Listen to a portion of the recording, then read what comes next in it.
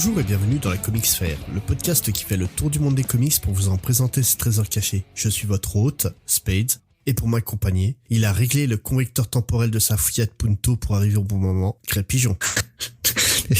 Le pire, c'est qu'on se met pas d'accord avant sur ce que tu vas dire. Du coup, comment tu veux que j'enchaîne avec ça? Salut Spade, bonjour à tous. Alors, ça fait quoi de rouler en Fiat Punto? Ah la honte, quoi. Hey, quoi, quitte à voyager dans le temps avec une voiture, autant en prendre une qui a une sale gueule, hein. Ah ouais, c'est le contraire de Back to the Future.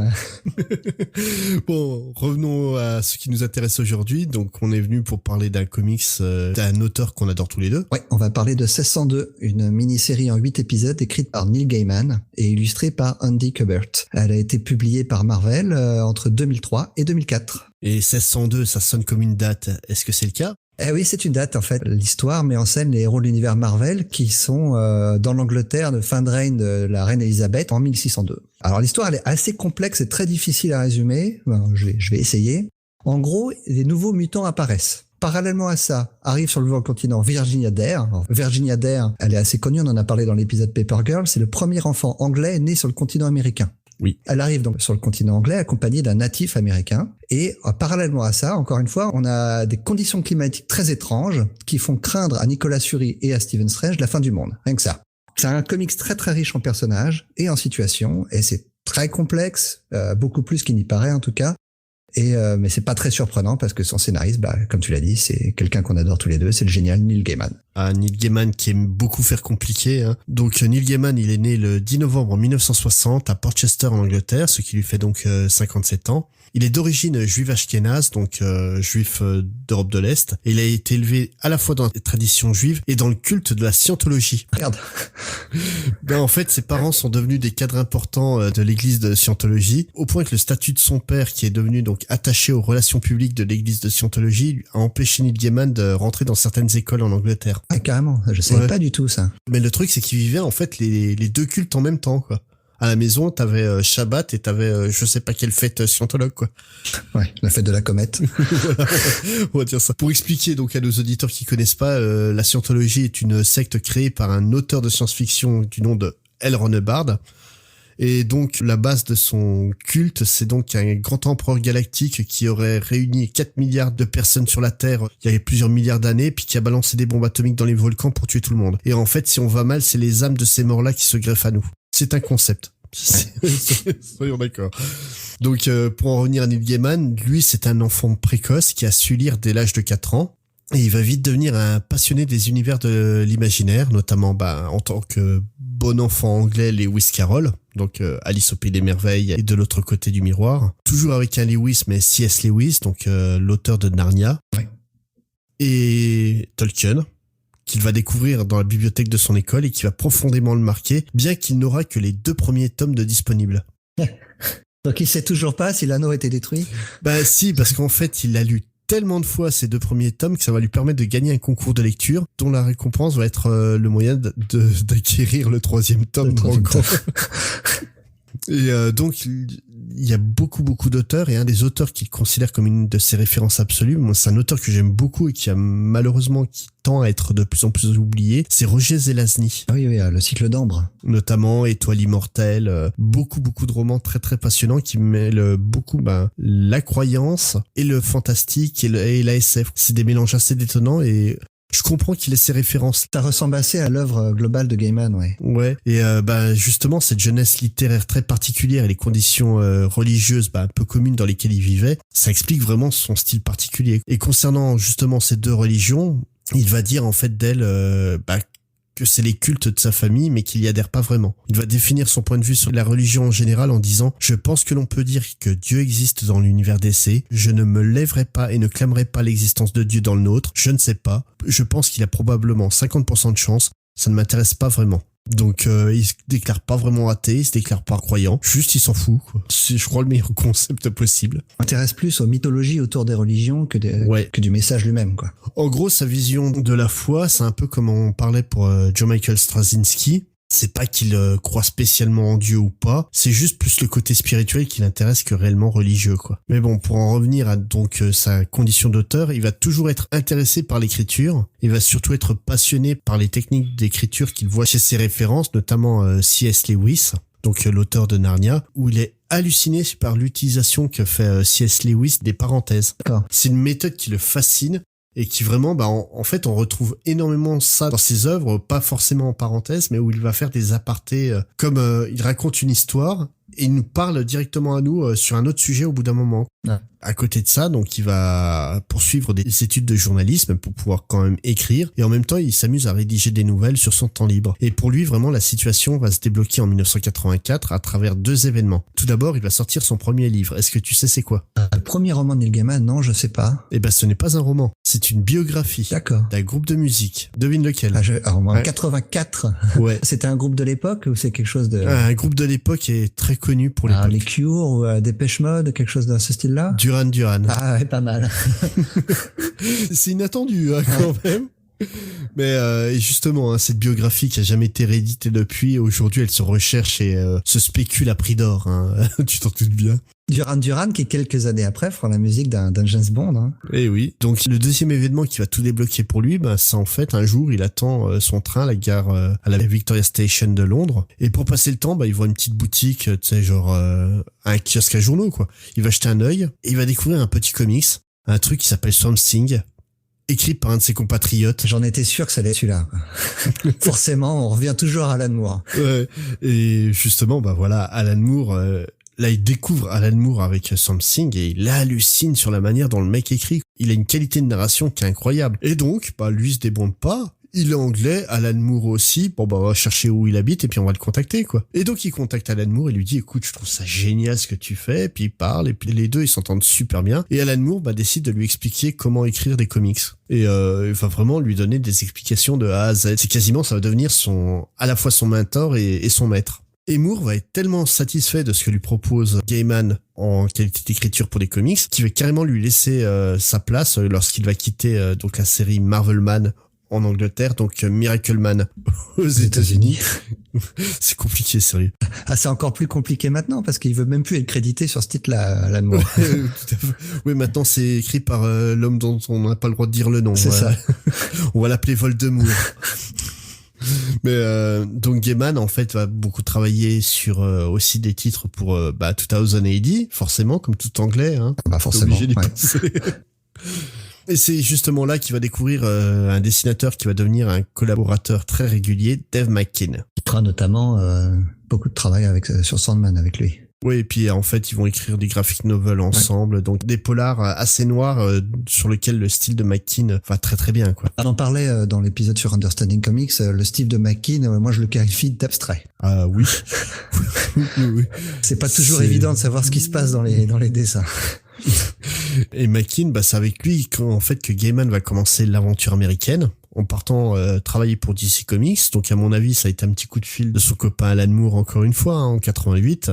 Et il va reprendre un personnage DC très oublié et surtout très oubliable à l'époque en sortant la mini-série Black Orchid. Donc qui raconte l'histoire d'une femme plante qui a le pouvoir de changer de forme. Il reprend un peu le modèle Alan Moore en fait, qui reprenait aussi Swamp Thing, qui était un personnage un peu ringard au moment où Alan Moore l'a repris et Gaiman fait pareil. Tout à fait, et puis surtout Alan Moore reprend Swamp Thing qui est un homme végétal et Gaiman reprend Black Orchid qui est une femme végétale. Ouais. Et donc l'expérience lui plaît, il y a un joli petit succès critique sur Black Orchid, commercial beaucoup moins quand même, et il a envie de réitérer le fait de prendre une vieille série pour la remettre au goût du jour. Il propose l'idée de reprendre un détective oublié de DC, très très inspiré du Shadow et qui endort ses ennemis avec un gaz somnifère, The Sandman. Donc il imagine une histoire sur Wesley Dodds, le Sandman, qui est un insomniaque, en intégrant des éléments des séries d'horreur de DC comme House of Mystery ou Midnight Tower. J'ai lu Sandman, ce que tu racontes, ça a rien à voir avec ce que j'ai lu. Hein. Oui. Mais son projet en fait tombe totalement à l'eau parce que le Sandman original, il va intégrer la série Infinity Inc. Écrite par Roy Thomas. D'accord. Mais il va parler de son projet à une éditrice qui passait par là, une certaine Karen Berger, qui lui dira de revoir son script en imaginant un autre personnage que le Sandman original de DC. Donc, s'il n'a pas le droit d'écrire le Sandman original de DC, il va imaginer ce que pourrait être le Sandman originel, le marchand de sable tel qu'on le connaît, le Morphée des rêves, et donc ce qui va donner la série Sandman telle que nous on la connaît. Et après plusieurs numéros, 43 pour être précis, cette série, elle va rejoindre le petit label qui était en train de créer Karen Berger, Vertigo, et ça va devenir une des œuvres les plus cultes et les plus emblématiques du label. Mais principalement, elle a donc été publiée chez DC, pas chez Vertigo. Ouais, en fait, elle a commencé sa publication en 89, chez DC, et Vertigo n'étant créé qu'en 93 officiellement, forcément. Donc, entre-temps, il va s'essayer à l'écriture de romans, tout d'abord en écrivant un 4 mains avec Terry Pratchett, l'excellent Good Omens, de bon présage en français. Il va surtout acquérir un statut totalement culte avec la sortie du roman American Gods. Donc je vais pas faire la liste de toutes les œuvres et récompenses qu'il a eu et fait, parce que sinon, on va faire une émission de 5 heures à peu près, je pense. On a cité quelques-uns sur le billet de l'épisode, en tout cas ceux que nous on considère les meilleurs, mais après, dites-nous en commentaire les œuvres de Neil Gaiman que vous préférez, c'est intéressant. Je pense que chacun a son Neil Gaiman préféré. Ouais, et surtout, en fait, il faut prendre conscience que Gaiman est surtout devenu l'un des auteurs les plus importants de notre époque. Et dans des formats et des influences assez diverses, où là où il est pas censé être, il est quand même. Par exemple, il est en personnage de chanson, dans plusieurs chansons du répertoire de Tori Amos, ou en tant que, c'est grâce à lui si Joe Michael Straczynski a osé sortir Babylon 5, qui est une des séries les plus révolutionnaires des années 90. C'est une superstar de la littérature contemporaine, presque au niveau d'un Stephen King, je trouve. Et même au-delà de la littérature, hein, au niveau du cinéma. Si tu prends donc, il a sorti les films Coraline qui sont très marqués dans le style Tim Burton. Mm-hmm. Il y a Mirror Mask qui est réalisé par un certain Dave McKean, encore lui, et qui mérite un coup d'œil si tu l'as jamais vu. J'ai pas vu celui-là. Tu connais Dave McKean, donc le côté très très chelou, bien perché, devra pas te surprendre. Non, des œuvres adaptées de Neil Gaiman, je me souviens surtout Stardust, qui est un film vraiment sympa. Justement, Mirror Mask, c'est lui qui a écrit le scénario à la demande de Dave McKean. D'accord. Dans le même état d'esprit, t'as donc un film que t'aimes bien de Robert Zemeckis qui a été écrit par Neil Gaiman. Ah, lequel? La légende de Beowulf. Ah oui, très bon. Oui, ça m'étonne pas d'ailleurs. C'est une histoire très sur la mythologie, forcément. Neil Gaiman, c'est son dada. Hein. Et si on devait citer quelques comics de Gaiman intéressants à lire, Death, que j'aime beaucoup, qui est donc un spin-off de Sandman. Whatever Happened to the Caped Crusader, qui est donc qui se situe dans la mort de Batman dans le run de Grant Morrison. Juste avant. Si je me souviens bien. Ouais, c'est un peu complexe. C'est ça. Mais c'est passionnant, il soulève plein de petits concepts qui pourraient être intéressants pour des mini-séries, mais on en parlera un peu plus tard. Et surtout, l'œuvre dont on parle aujourd'hui, 1602, aux côtés de Andy Kubert.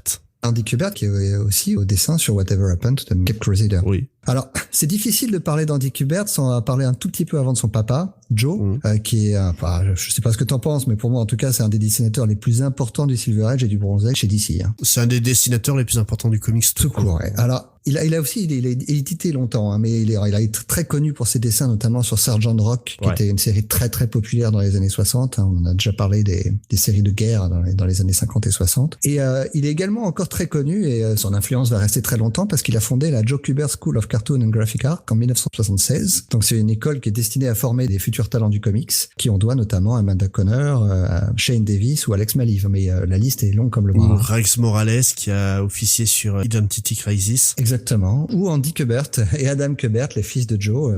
Oui. Et d'ailleurs, Andy et Adam sont toujours professeurs à cette école. C'est une histoire de famille, c'est une vraie dynastie de dessinateurs, la famille Kubert. Alors on en revient à Andy. Alors il est né en 62. Et c'est un des artistes mainstream les plus importants de ces 25 dernières années, tout simplement. Alors, d'abord, il a marqué Marvel de son empreinte sur le titre X-Men. Alors, il était très jeune, hein, mais il a remplacé directement un certain Jim Lee, qui venait de partir à fonder Image, et au tout début des années 90. Alors, il va rester 4 ans à la tête de X-Men, qui était vraiment un titre phare, hein, au début des années 90. Et les X-Men, c'était ce qui se vendait le mieux. Et il va dessiner, entre autres, le mariage de Cyclope et Jean Grey, ou alors une partie de l'arc Age of Apocalypse. Ensuite, il va passer sur Captain America avec Mark Waid, et jusqu'à arriver en 2001 où il va dessiner l'événement comics, en tout cas en termes de vente, les origines de Wolverine, donc la série qui s'appelle Origin, dans lequel on apprenait notamment le vrai nom de Wolverine, James Howlett, et jusqu'à arriver l'année d'après où il va dessiner 1602 avec Neil Gaiman. Alors en 2005, il quitte Marvel après presque 15 ans là-bas, il passe chez DC avec son frère et il y est toujours, et il va devenir un des dessinateurs les plus importants de la décennie passée là, parce qu'il va travailler avec les plus grands auteurs sur les plus grands événements. Donc d'abord il va faire plusieurs épisodes de Batman avec Neil Gaiman, dont tu en parlais, et puis après surtout avec Grant Morrison, hein, c'est lui qui va dessiner l'arc Batman and Son, qui va introduire Damian il y a déjà 10 ans comme le temps passe, et on arrive à 2011 et c'est lui qui est en charge de l'événement principal qui va relancer tout l'univers DC, Flashpoint. Oui. Et tu sais que je suis pas très fan de Flashpoint, mais graphiquement, tu ne peux rien reprocher. Mais en fait, c'est ce que j'allais dire. J'allais y venir plus tard, mais on peut en parler maintenant. Andy Kubert, je trouve qu'il est un peu maudit dans le sens où il se retrouve sur des événements un peu bancals à chaque fois. Les événements très importants, genre les origines de Wolverine, c'est pas fabuleux, mais les dessins, tu peux rien lui reprocher. Flashpoint, c'est pareil. Alors, il va se retrouver sur la série Before Watchmen, pareil, c'est pas génial. Il va faire la série Night Owl avec Straczynski, mais les dessins sont somptueux. Et son père à l'ancrage. Oui, c'est vrai. Dernier travail de Joe Kubert avant qu'il nous quitte, malheureusement. Alors en 2013, il va s'essayer au scénario sur la mini-série Damian, Son of Batman. Alors, c'est pas ce qu'il a fait de mieux, hein. Il a peut-être dû rester juste au dessin. Toujours maintenant, hein, il est toujours pas considéré comme un has-been, hein. On fait toujours appel à lui quand il y a un gros event et il va se retrouver donc sur la suite de The Dark Knight de Frank Miller, The Dark Knight 3, The Master Race, avec Brian Azzarello en co-scénariste. Alors toujours pareil, on en pense qu'on en veut de cette série. Moi, je suis pas un grand fan, mais les dessins, c'est sublime. Donc rien que pour les dessins, ça vaut le coup d'œil. Andy Kubert qui essaie d'aussi mal dessiner que Frank Miller, il y arrive pas. Que Frank Miller, il y arrive pas. Et franchement, il y a des pages, honnêtement, dans les traits des visages, notamment des personnages féminins, je retrouve du Möbius dans son trait. Eh ben, je suis tout à fait d'accord, ouais. Eh ben, justement, j'arrivais à son style. Moi, je trouve qu'il a un style qu'on qualifie de mainstream dans le genre super-héroïque. C'est la définition du mainstream. À tel point que parfois, c'est difficile de reconnaître une planche d'Andy Kubert. C'est un style presque un peu générique. Mais parce que c'est devenu générique grâce à lui. Il y a beaucoup de dessinateurs d'actuels qui se revendiquent de lui. Et donc, du coup, En fait, le truc, c'est que toute la famille Kubert, tu peux dire que leur trait est classique, mais c'est normal, c'est eux qui ont créé le classique. C'est ça. S'il y a vraiment pas d'autre chose à dire, sans eux, en fait, le côté, comme tu dis, mainstream, ça n'existerait pas, quoi. Alors, il y en a d'autres, hein, des dessinateurs importants qui ont contribué à lancer des styles, mais c'est vrai que le style Kubert, il fait toujours référence aujourd'hui, hein. Alors, il a fait un gros effort, par contre, sur 1602, je trouve, justement, pour changer son style et l'adapter à l'histoire que Gaiman lui proposait. Mais justement, il adapte toujours son style à l'ère du temps dans lequel il vit. Ouais, c'est un vrai caméléon, oui et non, mais c'est un artiste vraiment complet. Ouais. C'est pas étonnant d'ailleurs qu'il soit professeur dans une école d'art, hein. Puis ce qui est assez marrant, c'est que aussi bien lui que son frère sont capables de tenir tous les postes en tant que créatifs sur un comics. Sur un comics. Donc c'est assez marrant de voir Andy Kubert ancrer son frangin et inversement, quoi. Et tu arrives plus du tout à déterminer qui a dessiné, qui a ancré, tellement c'est du classicisme pur, quoi. Alors j'ai retrouvé une interview d'Andy Kubert à propos de 1602 où justement l'intervieweur lui demandait mais d'où viennent vos influences graphiques pour 1602 et tu sais quelle réponse il a donnée? Non. Neil Gaiman. Parce que il dit très clairement que malgré la longue liste d'auteurs très connus avec lesquels il a collaboré, il dit très clairement le meilleur avec qui j'ai bossé, c'est Neil Gaiman. Ce mec sait tout, il a tout préparé, il a tout pensé avant, donc pour lui, le dessiner avec Neil Gaiman, c'est très facile parce qu'il n'y a plus rien à faire qu'à dessiner. Et en gros, toutes les idées graphiques de composition, les costumes, l'univers visuel, tout vient de la tête de Neil Gaiman. Par contre, en ce qui concerne l'aspect purement technique du dessin, 1602, c'est assez différent, hein, comme je disais, de ce qu'a fait Neil Gaiman par ailleurs, et c'est aussi lié à la colorisation numérique de Rezanov, qui a un style un peu particulier. Moi, je trouve que c'est un peu daté quand on dit ça aujourd'hui. Oui. J'ai vu des planches juste ancrées, elles sont absolument sublimes et la couleur les gâche un petit peu. On perd beaucoup de nuances et beaucoup de détails à cause de la colorisation. Tout le monde n'est pas Dave Stewart, hein, de toute façon. En plus, en 2003, la colorisation numérique, ça faisait déjà quelques années que c'était là, mais c'est pas encore au niveau qu'on a aujourd'hui par quelques coloristes qui ont beaucoup de talent actuellement. De toute façon, faut pas se leurrer, hein. Les vrais coloristes de talent, ils se comptent sur les doigts d'une main, malheureusement, aujourd'hui. Alors, par contre, il a beau dire qu'il s'est inspiré uniquement de Neil Gaiman, j'ai retrouvé une autre interview où il parle de ses vraies influences graphiques pour ce titre-là. Alors là, je vais donner deux noms de légendes du comic du Golden Age. On va voir si tu les connais, toi, Spades. Est-ce que tu peux me dire ce qu'a dessiné Al Foster?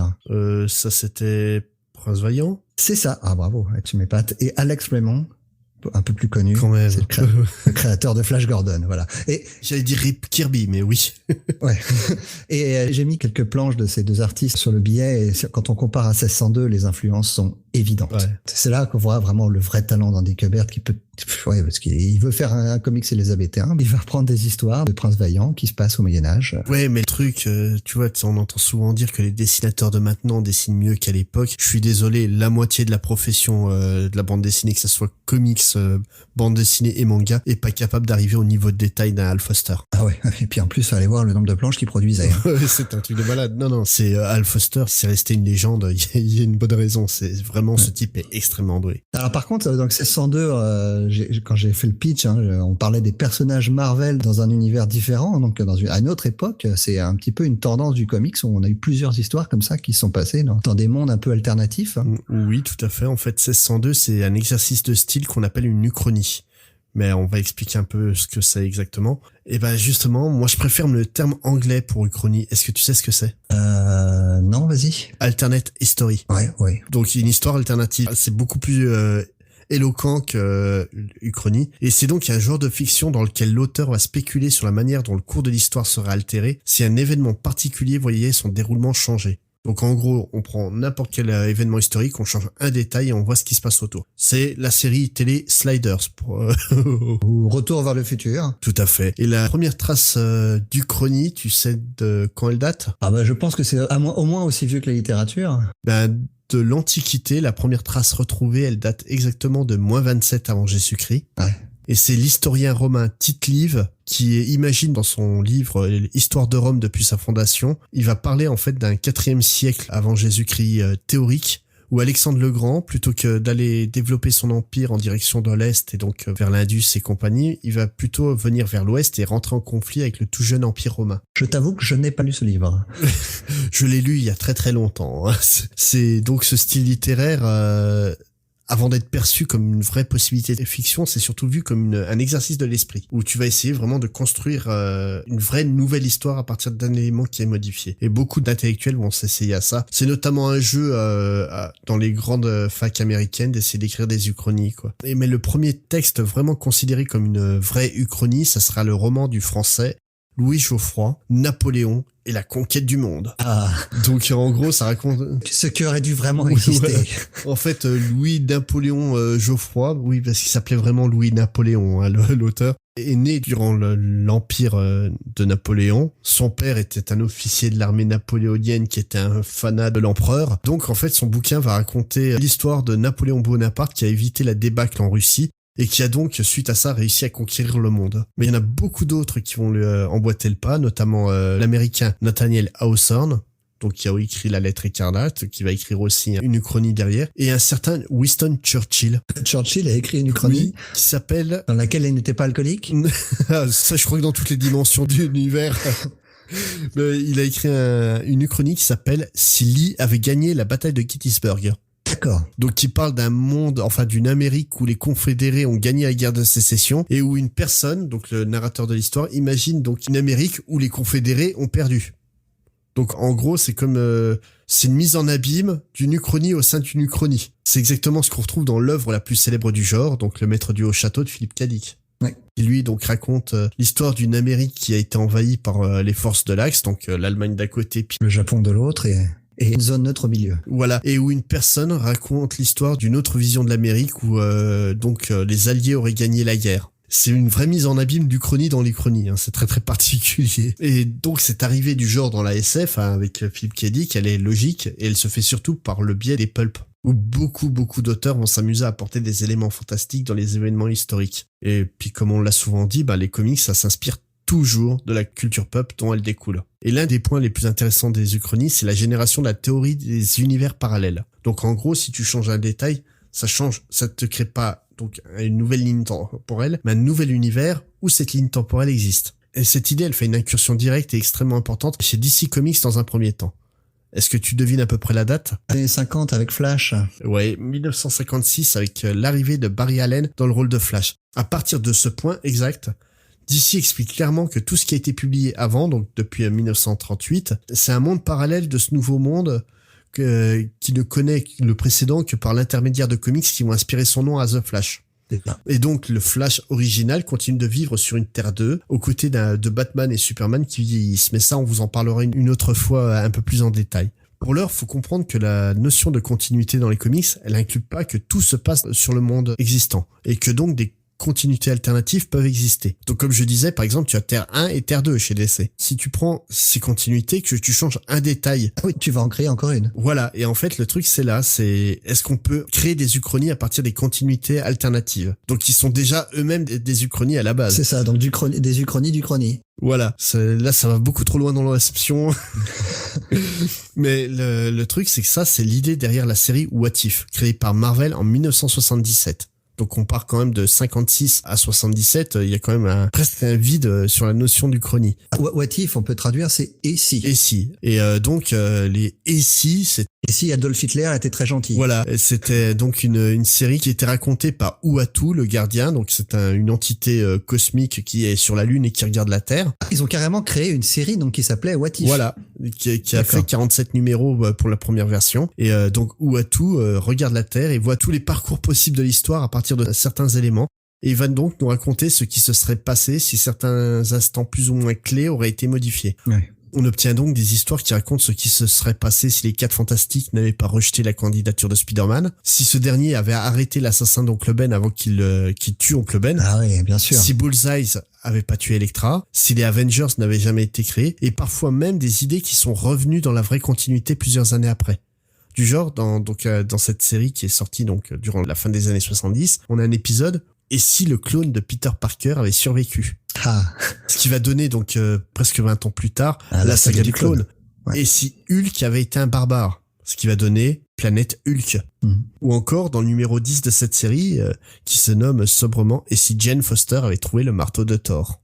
Alors là, vraiment, on est dans l'actualité parce que... Voilà, c'est en fait des idées qu'on croit nouvelles et récentes. On se rend compte que les auteurs y avaient déjà pensé, mais presque limite comme des blagues à l'époque. Mais en fait, de blagues, oui et non, parce que en règle générale, les histoires de What If, elles ont des finales très très pessimistes. Et le truc, c'est que c'est souvent beaucoup plus sombre que ce qui se déroule dans l'univers Marvel 616. Comme si en fait, ils essayaient de nous dire que le choix qu'ils ont fait pour l'univers régulier, c'était le meilleur choix possible. Mais parfois, on va obtenir des trucs totalement what the fuck. Genre, et si Tante May devenait héros de Galactus? Donc Tante May qui remplace le Silver Surfer. Voilà.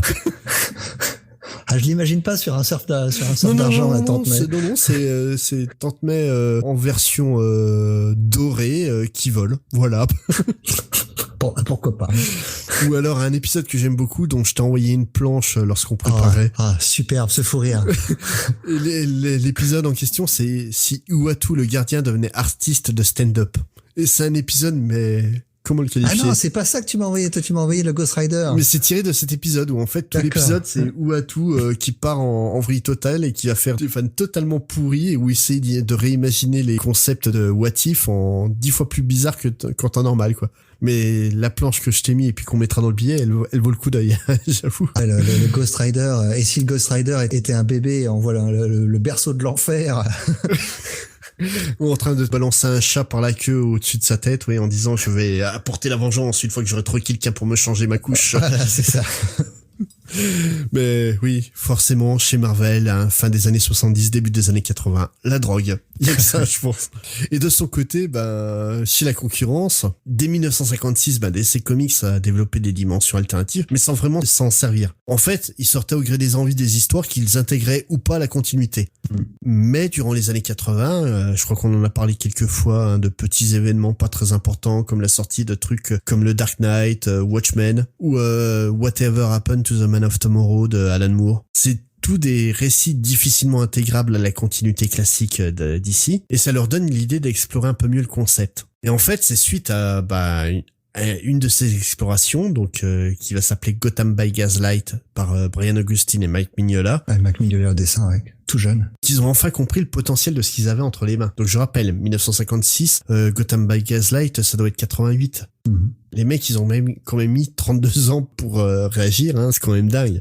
Ils n'ont pas exploré l'idée des what if, mais par contre, ils ont exploré énormément l'idée des terres parallèles. Ouais. C'est d'ailleurs le thème central de Crisis on Infinite Earths en 85. Oui et non, parce qu'en dehors de Terre 1 et Terre 2, le reste, c'était des trucs, tu savais pas si c'était lié à la continuité ou pas, où ça se plaçait et compagnie. Tandis que là, avec Gotham by Gaslight, ils prennent conscience de ce qu'ils ont entre les mains et décident de créer un imprint spécial, donc qui va être donc un imprint, un label, quoi, qui va être le label Elseworld, pour permettre aux auteurs de raconter leurs uchronies qu'ils veulent en toute liberté. Ouais. Comme pour What If, on va donc avoir avec le temps des titres qui vont osciller vers le très très bon, je pense à Secret Identity de Kurt Busiek ou Kingdom Come de Mark Waid et Alex Ross, comme le très médiocre, parce que Thrill Kill ou Robin 3000 c'était vraiment de la merde, faut être honnête.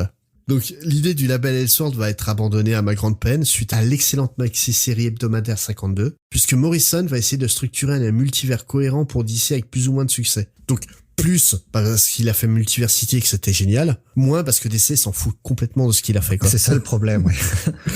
Et c'est triste, hein, parce que ce qu'il a fait était vraiment chouette. Et quand on voyait d'ici le mépris qu'ils ont pour le travail qu'il a fait, ça me fait de la peine parce que voilà, quoi. Bah, Scott Snyder essaye d'utiliser la carte du multivers qu'a proposé Morrison, donc je sais pas si on va pas revoir une suite à Multiversity quand même un jour. Oui, mais comme tu le dis, hein, les histoires alternatives, elles continuent de sortir occasionnellement chez DC, comme tu viens de le dire avec ce que fait Scott Snyder sur Metal. Ouais.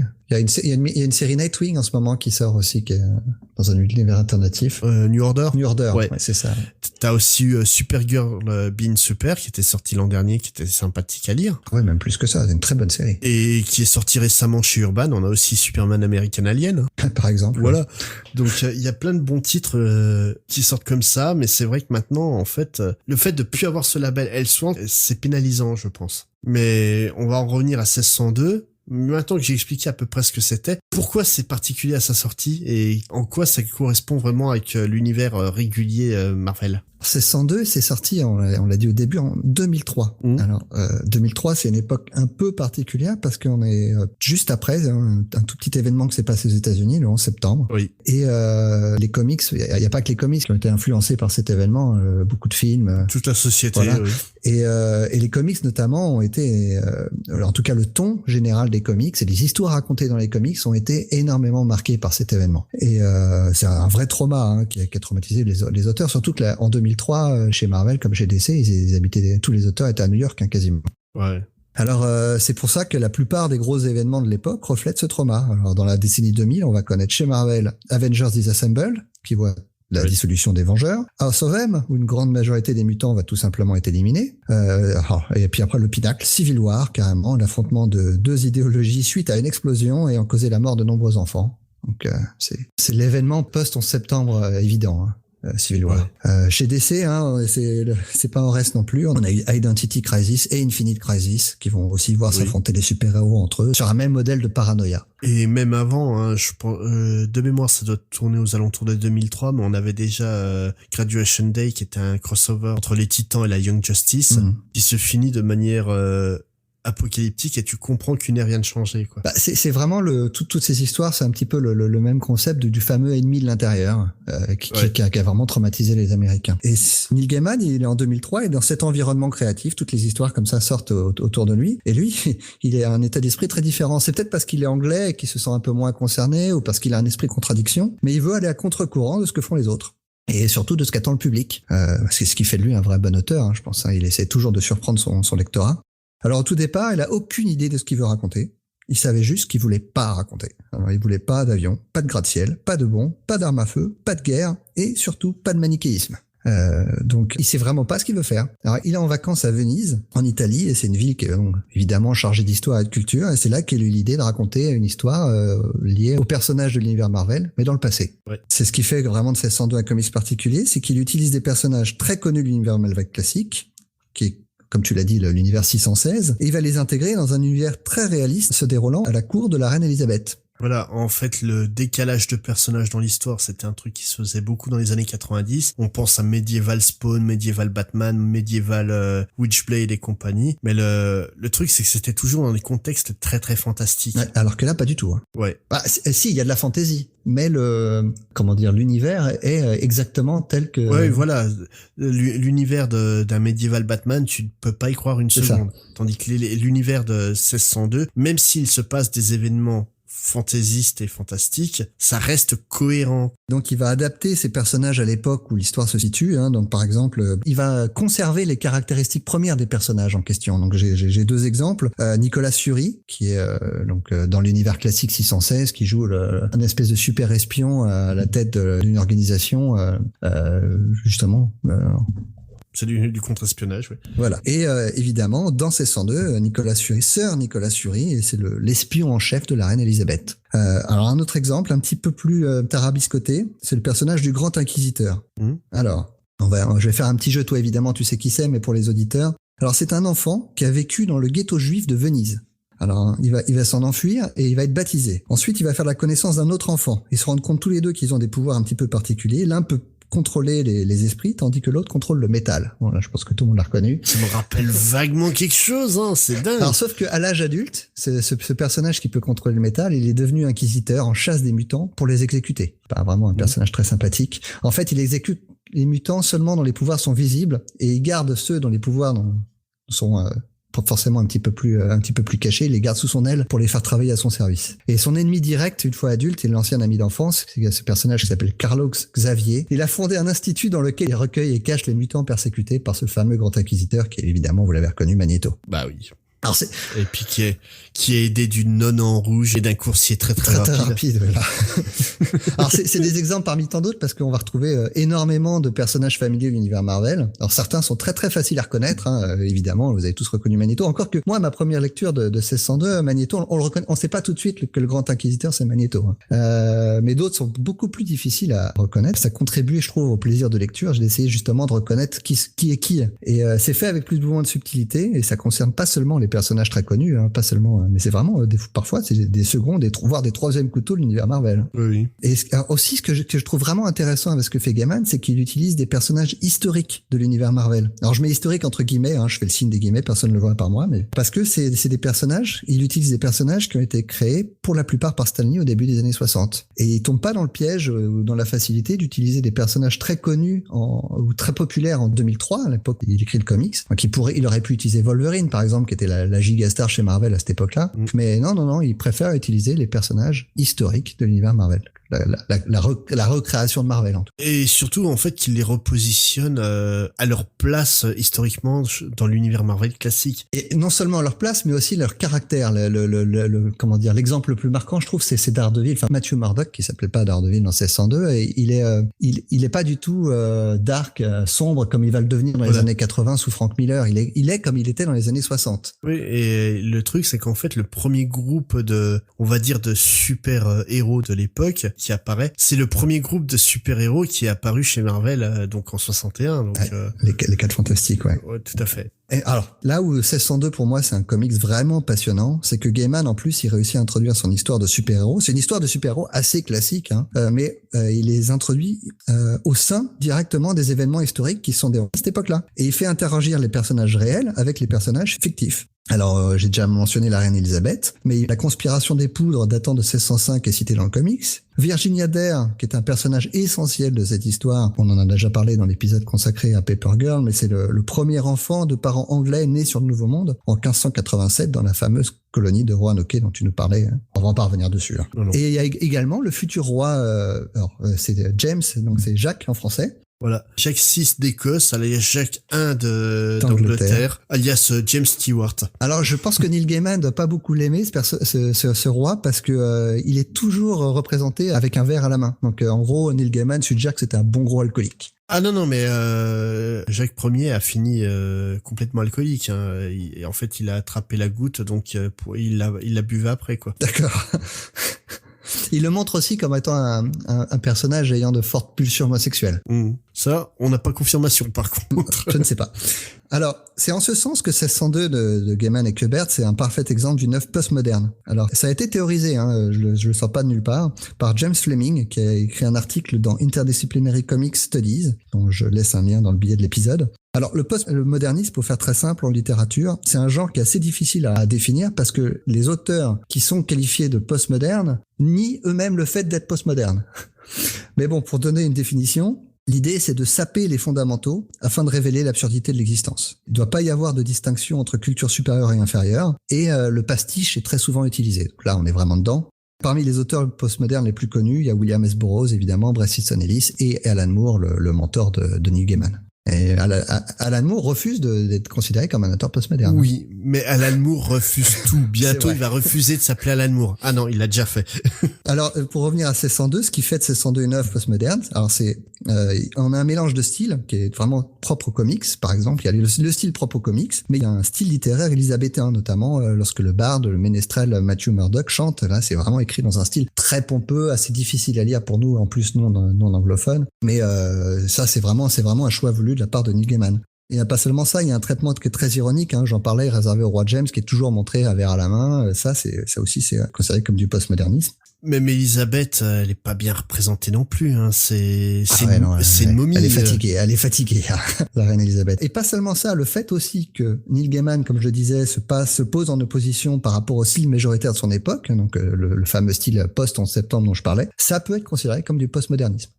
Oui, c'est vrai. C'est un symbole de rébellion, hein, d'une certaine manière. C'est un peu ça, voilà. Mais donc, pourquoi Neil Gaiman place-t-il son histoire en 1602 ça vient pas de nulle part. Pourquoi 1602 ? Parce qu'il a écrit 1602 en 2002. Voilà, au revoir.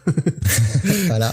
Et plus sérieusement, en fait, le XVIIe siècle, c'est une période qui fascine depuis toujours Gaiman et qui a énormément d'applications historiques pour les Britanniques. Pour nous, qui sommes pur francophile de base, ça nous parle beaucoup moins. Bah non, de toute façon, il y a rien eu avant 1789. Voilà. Ouais. Bon, moi, je viens de Versailles, il y a le roi Soleil. Excuse-moi. Mais tout d'abord, en fait, 1602, c'est quasiment la fin de l'ère élisabétain, donc qui va mourir en 1603 dans la vie réelle. Alors non, elle meurt en fait, elle meurt en fin 1600. Ça dépend des calendriers. Elle meurt en fin 1602, début 1603, mais il y a 2 calendriers différents et en fonction du calendrier que tu utilises, elle meurt en 1602 ou en 1603. Voilà, moi j'ai pris 1603, on va dire que c'est voilà. Bien. Et en fait, l'ère élisabétain, c'est l'équivalent anglo-saxon de ce qu'a été la Renaissance en Italie. Ça a été un véritable avènement de la culture anglaise, notamment le théâtre et la littérature, grâce à William Shakespeare. Je sais pas. Il a fait des comics ou pas? Ouais. Ouais, il a fait un épisode de Sandman. Et c'est aussi une période de paix civile après les guerres de religion entre catholiques et protestants. Qui va être remise en cause justement à la mort d'Élisabeth. Voilà. Et qui en France s'était arrêté en fait, là, en Angleterre, ça s'est arrêté aux alentours de 1558 de mémoire. Et en France, ça s'est arrêté en 1598 avec l'édit de Nantes, quoi. Et c'est aussi une période de grande victoire militaire. L'Angleterre est forte et puissante, et ça se sait. On va juste citer Trafalgar, où l'amiral Nelson et l'invincible Armada mettent une déculottée aux Espagnols. Mais, en plus, c'est le début du règne de Jacques Ier, ou 6 d'Écosse, vous voyez, hein, vous débrouillez, et qui va mettre fin avec le conflit contre les Espagnols. Et en plus, le début de son règne sera marqué par l'événement de la conspiration des poudres, que tu as cité plus haut, où un soldat anglais du nom de Guy Fawkes a voulu faire sauter le Parlement anglais et tuer l'intégralité du gouvernement, roi y compris. C'est en gros, Guy Fawkes, vous le connaissez tous, c'est le personnage de V pour Vendetta. Le masque des Anonymous. Voilà. Et surtout, donc, Jacques Ier, il est considéré comme le dernier grand roi de la monarchie absolue anglaise, puisque son fils Charles Ier se fera destituer par le gouvernement de Cromwell et sera exécuté le 27 janvier 1649. Ce qui va signer, en fait, le début de la fin pour les grandes monarchies absolues en Europe. Et à peu près 150 ans plus tard, le roi français va en perdre la tête, hein. Donc, au-delà de ça, 1602 s'appuie sur l'idée que la compagnie de Roanoke n'est pas disparue. Donc, je vous ai déjà parlé de cette histoire dans Paper Girl, hein, je vous renvoie là-bas. Et donc, si elle n'a pas disparu, elle est donc censée être devenue la tête de pont de la colonisation du Nouveau Monde. Et on va dire que là, dans le comic, ça se passe pas très bien, hein, quand même. On peut dire ça. Sans trop spoiler, on peut le dire. D'un côté, ils ont pas de bol, hein. Nous, dans notre monde, ils ont eu affaire à des Amérindiens et à des bisons. Eux, ils ont des dinosaures, quoi. Ouais. C'est un peu plus raide, hein. Nous, dans notre monde, le vrai début de la colonisation, c'est donc en 1607 ça s'est déroulé. Justement, parce que Jacques Ier a fait la paix avec les Espagnols et donc il a pu racheter aux Espagnols les terres de Virginie qui étaient censées être les leurs lors de la tête de pont de Roanoke. Et ça a permis d'installer la colonie de Jamestown.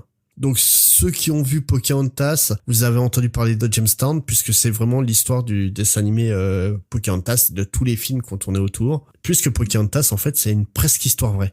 Presque, parce qu'il y a la différence du dessin animé Pocahontas, elle avait 12 ans. Elle ne s'appelait pas Pocahontas, mais Matoaka. Pocahontas, en fait, c'est un surnom. Tu sais ce qu'il veut dire, son surnom? J'ai peur. Tu peux. Parce que ça veut dire petite dévergondée. Ah, la petite cochonne. Voilà, vivement le prochain Disney qui va s'appeler Grosse Cochonne dans un autre... Et donc John Smith en fait était un gros dégueulasse de plus de 30 ans, hein, qui avait des vues sur une gamine de 12 ans. Comment ça, elle avait 12 ans? On m'avait dit qu'elle en avait 9. Un scandale. Au-delà de ça, le conflit entre les colons et les Powhatans, donc la tribu de Pocahontas, ne s'est pas arrêté parce que Pocahontas empêchait la mort de John Smith, comme dans toutes les histoires qu'on raconte, mais parce qu'elle s'est fait kidnapper quelques années après et qu'elle s'est fait civiliser, avec des gros guillemets, par ses kidnappeurs, et que c'est durant sa captivité qu'elle va rencontrer son futur époux, John Rolfe, avec qui elle partira vivre en Angleterre, où elle va mourir à l'âge très avancé de 22 ans d'une pneumonie. Belle vie.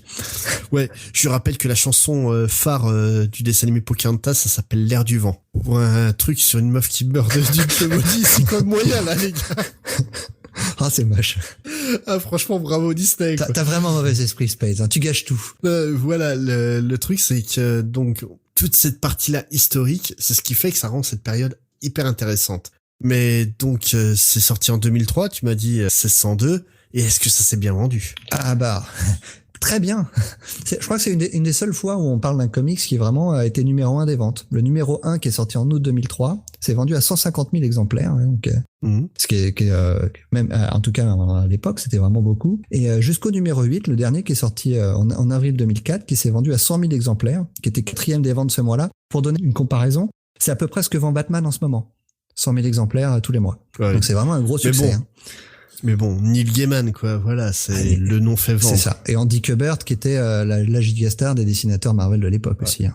Ça a donné lieu à plusieurs suites d'ailleurs, grâce au succès. Hein. Oui, bah un peu comme tu parlais tout à l'heure de Wolverine Origins, qui a donné suite à Wolverine Origins 2, qui, si vous pouvez éviter de le lire, évitez. Bah, déjà le 1 est pas super, alors le 2... Bah, le 1 a une très très bonne presse autour, quoi. Il est quand même relativement apprécié, même si, oui, je partage ton avis, c'est plutôt moyen. Mais alors, le 2 est une bouse immonde qui vaut graphiquement, parce que c'est très bien dessiné, mais alors, scénaristiquement, c'est n'importe quoi. C'est sorti il y a peu de temps, hein. Il y a quelques années, il y a 3-4 ans de souvenirs. Voilà, à peu près, ouais. Et donc, 1602, forcément, ça a marché, donc autant faire une suite. Ils auraient pu faire 1603, mais en fait, ils ont décidé de parler d'autre chose. Ils ont fait donc une mini-série qui parlait des Fantastic Four. Parce qu'en fait, on en parle beaucoup dans 1602, la série de Gaiman, mais sans trop les voir. C'est vrai. À côté de ça, donc il y a une vraie suite qui a été mise en place qui s'appelle New World, qui est en fait Fantastic Four a été scénarisé par Peter David. Ouais, c'est un très bon scénariste, mais New World par contre ils ont pris Greg Pak pour faire une suite à quelque chose de Neil Gaiman, ça tâche un peu. Hein. Oui, c'est sûr, hein, c'est un peu problématique. Le New World, sans être on va dire catastrophique, est franchement peu intéressant. Et enfin, en dernier, Ray Fawkes a donc lui scénarisé la dernière mini-série en date qui est en fait dédouée à Peter Parker. Oui. Qui est l'équivalent du Peter Parker, mais dans cet univers. Donc, alors, je crois qu'ils ont donné un nom à l'univers 1602. Je crois que c'est l'univers 311 de mémoire. Oui, mais je sais plus, ça a dû changer avec Secret Wars. Ah, c'est possible. Et justement, lors de Secret Wars, il y a donc une dernière mini-série, mais pas vraiment, qui s'intègre à 1602, où ils ont repris une création de Neil Gaiman pour l'incorporer dans une création de Neil Gaiman, et ils ont fait Angela Winchunter 1602, qui était franchement passable. En gros, dans l'univers 1602, on vous conseille, là, c'est la mini-série 1602. Oui, et puis celle de Peter David sur les Fantastic Four, parce qu'elle est franchement cool, quoi. Mais est-ce que ça a eu beaucoup de récompenses C'est assez drôle, parce qu'habituellement, en fin de podcast, on fait la liste des prix que l'œuvre qu'on a chroniquée a reçu, et dans le cas précis, l'accueil critique a été assez froid. Hein. Non, attends, tu rigoles? Pour une fois qu'on parle d'un titre qui a cartonné en termes de vente, on parle d'un titre qui s'est planté en termes de récompense. Ah oui, non, en termes de récompense, c'est simple, ils ont rien eu. Ils en ont eu une, alors les Quills Awards. Alors je sais pas si tu sais pas ce que c'est que les Quills Awards. Absolument pas. C'est une récompense qui a duré 3 ans, entre 2005 et 2007. Donc il a gagné le prix du meilleur comics en 2005 pour la première édition, mais ça lui a pas porté bonheur au prix parce qu'il a complètement disparu. Mais alors sinon, il a eu quand même le privilège de gagner en 2003, selon Time Magazine, le titre de pire comics de l'année. Alors, j'ai retrouvé une interview de la personne qui a fait ce fameux classement et qui avait listé ses 10 comics préférés dans l'année, et il en avait donné un 11e qui était celui qui te considérait comme le plus mauvais. Oui, ça se fait souvent. Et il s'expliquait après en disant que c'était effectivement pas le comics le plus mauvais qu'il avait lu cette année-là, mais il avait été extrêmement déçu. Et il faut dire aussi qu'il avait classé 1602 comme le pire comics de l'année, alors que la mini-série n'était pas finie. Il y avait juste 3 ou 4 épisodes qui étaient sortis. Et comme toute œuvre de Neil Gaiman, il faut l'avoir lu la globalité pour vraiment saisir tout ce que Neil Gaiman veut présenter. Donc c'était, je pense que c'est pour ça qu'il a été classé là-dedans. Mais c'est vrai qu'il a, j'ai vu beaucoup de critiques négatives de l'époque où on trouvait le titre décevant, trop facile pour du Neil Gaiman, trop straightforward, comment dire en anglais. Je sais pas comment traduire ça en français. Mais trop plan-plan. Après, beaucoup prennent Neil Gaiman en termes de comics, ils prennent en compte Sandman et rien d'autre. Ouais, c'est vrai. Et c'est pas le cas. Il écrit des trucs aussi. Sandman, c'est un titre qui est extrêmement exigeant, qui n'est vraiment pas pour tout le monde. Moi, je sais que c'est clairement un de mes titres favoris, mais c'est le genre de titre que je ne conseille pas à un nouveau lecteur. C'est pas évident, hein, c'est vrai. Parce que c'est justement comment dégoûter un nouveau lecteur de lire du comics, tu lui fais lire Sandman.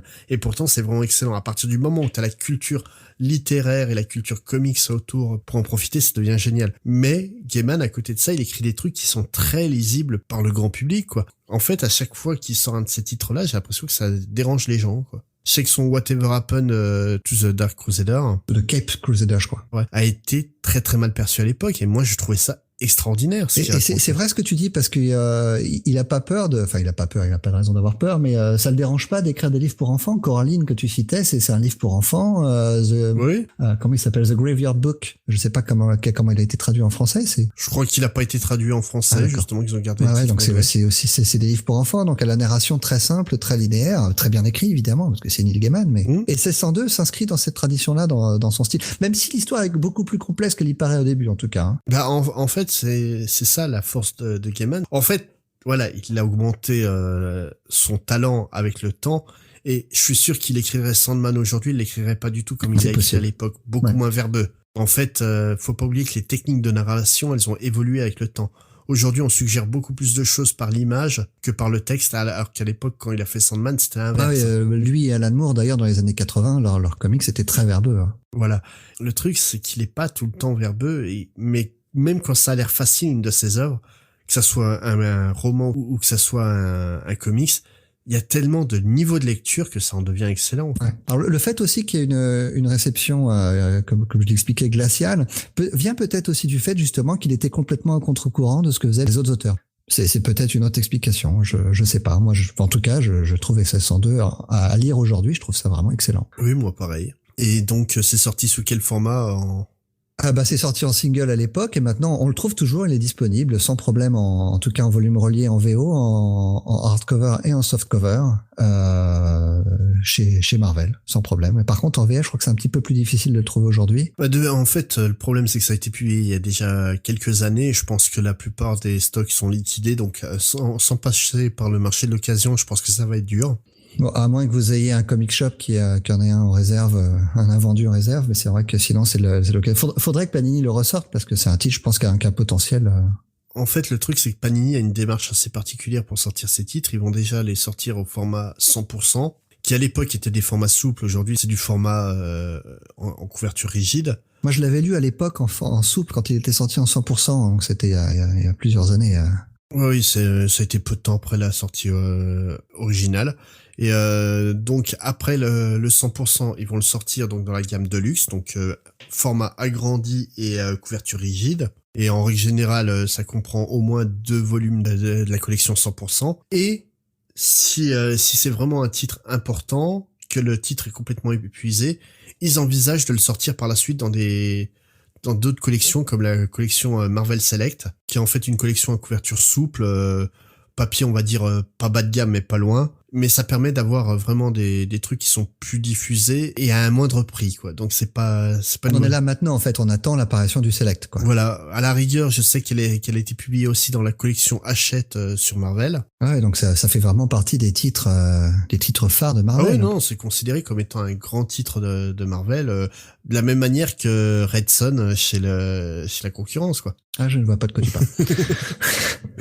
Mais bref, maintenant que tout ça est mis au clair, il est temps de nous quitter, donc en vous rappelant de nous suivre sur Facebook et Twitter. Ouais, on essaie de répondre à tout le monde. Voilà, de nous rejoindre sur le site internet aussi, comicsfair.fr. Ah, il y a à chaque fois beaucoup de bonus sur l'ensemble de nos épisodes, et on essaie d'illustrer un petit peu nos propos aussi. Voilà, et on met toutes les références dès qu'on peut sur les titres dont on a parlé. Et donc, n'oubliez pas de nous suivre aussi via vos agrégateurs de podcasts, que ça soit iTunes ou Podcast Addict ou quel que soit le logiciel que vous utilisez. Et on va se quitter en musique Ouais, alors avec une chanson qui parle... alors pour le coup, cette chanson-là parle de migration de Vikings vers le Nouveau Monde. Donc là, en l'occurrence, c'est pas vraiment des Vikings, même si je crois qu'on aperçoit Thor, hein, il me semble, dans 1602. Oui, il me semble, oui. Mais donc on va passer Immigrant Song de Led Zeppelin, mais pas chanté par Led Zeppelin. Et non, Tu as choisi une autre version. Histoire de varier les plaisirs, hein, on va changer, on va prendre la version donc de Trent Reznor. Donc le chanteur Nine Inch Nails. Un chanteur, compositeur, il fait tout. Ouais, c'est vrai en plus. Et que je crois il avait créé pour un film. Un film de David Fincher. Le Millennium, non? Ouais, c'est ça. Ouais. Je sais plus comment il s'appelle, le titre, The Girl with the Dragon Tattoo, quelque chose comme ça. Donc on se quitte avec ça et à bientôt. Au revoir. Au revoir.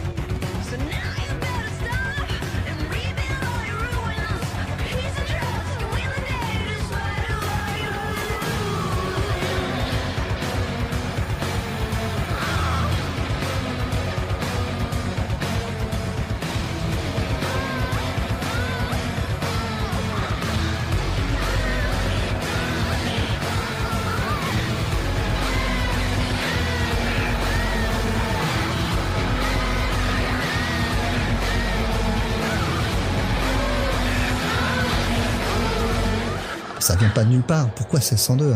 Parce qu'il a écrit 1602 en 2002. Voilà, au revoir. Voilà, 40 ans après. Non, 400 ans quand même. Non, en plus, je pensais à 40 ans parce que ça correspond aux 40 ans de l'univers Marvel, en fait.